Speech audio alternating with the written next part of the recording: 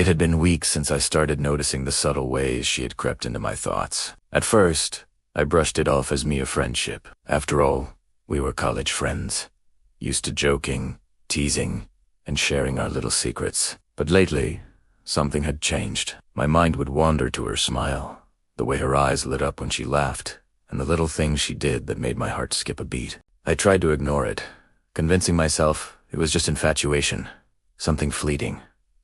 But deep down, I knew it was more. The dilemma, however, was real. I wasn't sure if I was ready for a relationship.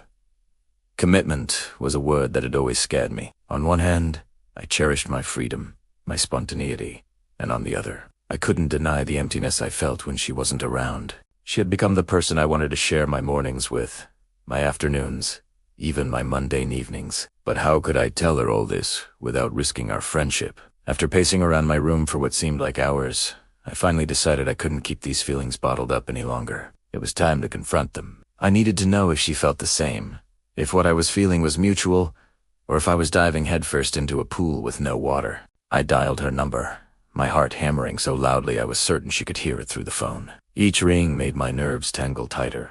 My fingers trembled as I held the phone to my ear, rehearsing my confession over and over in my head. I had prepared every line carefully. I had imagined this conversation 100 times, each version more romantic than the last. But as soon as she answered, all those rehearsed words disappeared into thin air, leaving me speechless. "Hey," she said softly, unaware of the storm of emotions I was trying to contain. "Hey, can we talk?" My voice cracked slightly. I closed my eyes, took a deep breath, and tried to summon all my courage. "I need to tell you something important." There was a brief pause on the other side, and I feared I had scared her, but then she responded, "Of course." "What is it?" I swallowed hard. This was it. My heart raced, as if trying to escape my chest.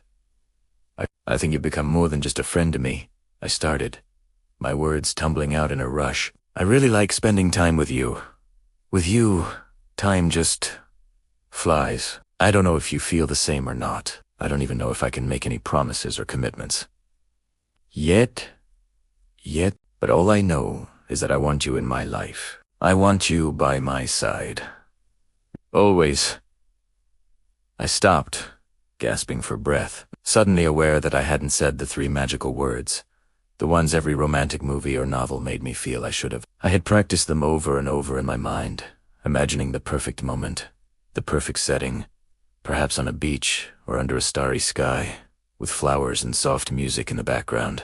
But life wasn't a movie, and this was real. This was me, raw and unpolished, speaking from the heart. I waited, my pulse deafening in my ears, my entire body tense. Her silence stretched on, and with every passing second, my anxiety grew. Had I said too much? Had I scared her away? I could almost hear my heartbeat echoing in the quiet room I was sitting in. Finally, she spoke. Her voice was calm, measured, but I could sense the surprise in her words. I didn't expect this," she admitted. I need some time to think."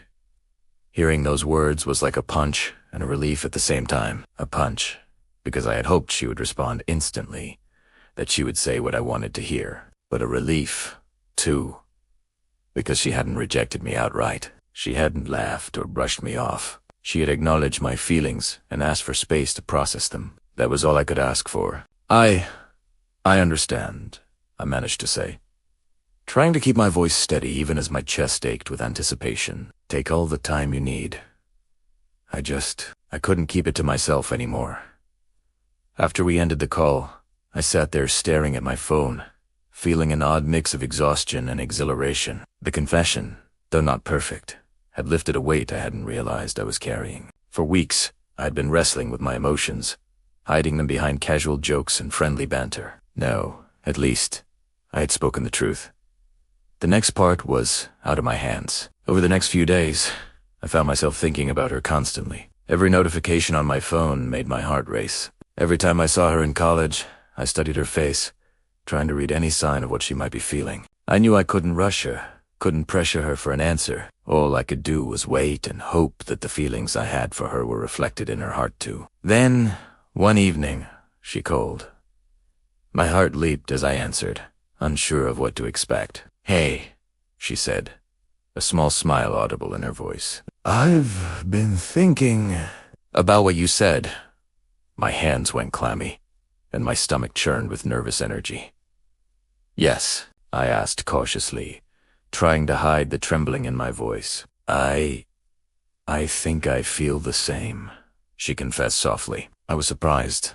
Yes, but when I thought about it, I realized I've been feeling this way too. I care about you, more than a friend. Relief and joy washed over me, making it hard to speak for a moment.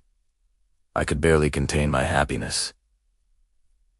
"You really mean that?" I finally managed to say. "Yes," she whispered. "I've just been scared to admit it, even to myself, but I do. I care about you, a lot." The tension, the uncertainty, the anxiety, all of it dissolved in that instant. I realized then that love wasn't always grand gestures or perfectly timed proposals. Sometimes it was simply honesty, vulnerability, and the courage to speak what your heart felt. From that day forward, things began to change. Our conversations became more personal, more open. We laughed harder, teased more, and shared dreams we had never spoken aloud before. Every moment together, even the smallest ones, felt charged with a quiet magic. I knew the journey ahead wouldn't always be easy, and there would be challenges, but I also knew that whatever came our way, we had crossed the first hurdle together. The courage to speak our hearts. Sometimes I still think about that phone call. The moment of hesitation before the confession, the pause when she said she needed time. It taught me something important.